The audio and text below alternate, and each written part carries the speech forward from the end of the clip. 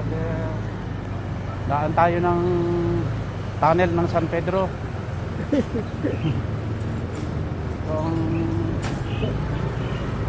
shortcut ng San Pedro tunnel.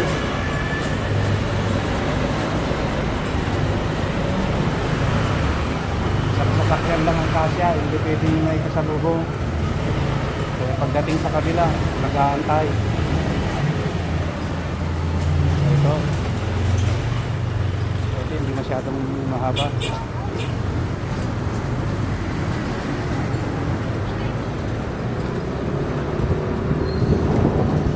Wala kasi ang shortcut para hindi ka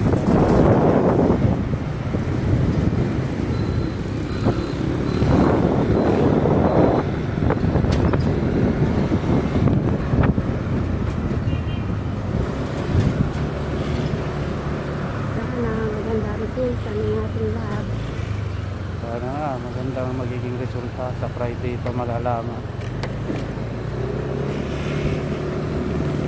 kung talagang nawasan kasi namin ng booking halos 3 times a week lang kasi marami namang ginagawa sa bahay. Alaman pa lang ni Mama Bear, pagod na, nakadidilig. Thank you for watching.